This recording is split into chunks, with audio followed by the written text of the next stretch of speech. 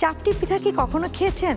কেউ বলে চাপড়, কেউ বলে চাপটি পিঠা, আমরা চাপটি পিঠাই বলি।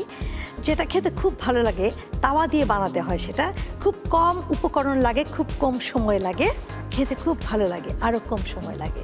গল্প করতে করতে কখন যে দুটো তিনটা খাওয়া হয়ে যায় কেউ বুঝতেই পারে না। সেটা যে এই মাইক্রোওয়েভ ওভেনে হয় সেটা কি আমরা জানি? জানি না। যদি না জেনে থাকি চলুন দেখিয়ে দিচ্ছি। চাপটি পিঠা কি তৈরি করতে কী কী আগে আমরা জানি? চালের গুঁড়ো, পুদিনা পাতা, ধনে পাতা, আদা কুচি, পেঁয়াজ কুচি, কাঁচামরিচ কুচি, লবণ, ডিম, পানি আর অল্প একটু তেল। চলুন আমরা দেখিয়ে দিই। আমরা একটা গোলা তৈরি করব। আগে সব কিছু একসাথে মিক্স করে ফেলবো। আদা কুচি, মরিচ কুচি, আমি একটু বেশি ঝাল খাই এই জন্য ঝাল বেশি দিয়ে দিয়েছি। তারপরে হচ্ছে লবণ,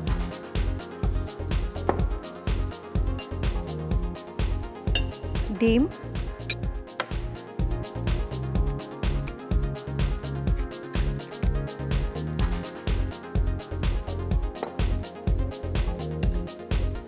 ডিম না দিলেও চলে। অনেক সময় যদি কারো ডিম ভালো না লাগে ডিম না দিলেও চলবে। এখন আমরা পানি দিয়ে একটা গোলা তৈরি করব।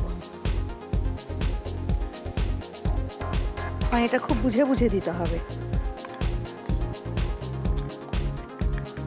আমরা আগে তাওয়া যেভাবে গরম করি আমরা এই ট্রেটাকে ওভাবে গরম করে নেব। 2 মিনিট। এটা গরম হয়ে গেছে, আর বের করে নিই। আমি বলেছি যে আমি তেলের ব্রাশ করে রেখেছিলাম, তেলটা আমরা কিছুটা সরিয়েও দিতে পারি। এখন আমরা গোলাটাকে ঢেলে এইভাবে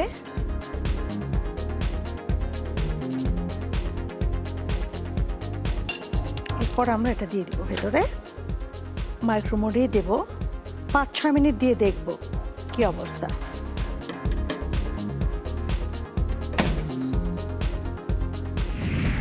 আমার চাপটি পিঠার আমার খুবই পছন্দের একটা জিনিস।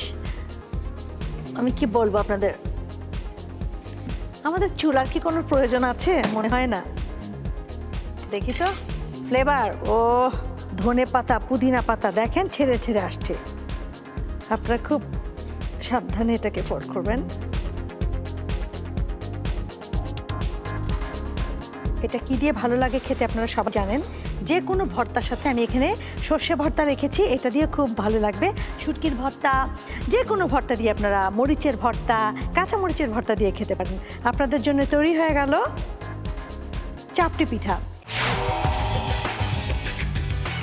চাপটি পিঠা তৈরি করতে কী কী আগে আমরা জানি? চালের গুঁড়ো, পুদিনা পাতা, ধনে পাতা, আদা কুচি, পেঁয়াজ কুচি, কাঁচামরিচ কুচি, লবণ, ডিম আর অল্প একটু তেল। আমরা একটা গোলা তৈরি করব। আগে সব কিছু একসাথে মিক্স করে ফেলবো। আদা কুচি, মরিচ কুচি, লবণ, ডিম, পানি দিয়ে একটা গোলা তৈরি করব। তাওয়া যেভাবে গরম করি আমরা এই ট্রেটাকে ওভাবে গরম করে নেব। এটা গরম হয়ে গেছে এইভাবে। এরপর আমরা এটা দিয়ে দিব ভেতরে। মাইক্রোওভেনে দেব।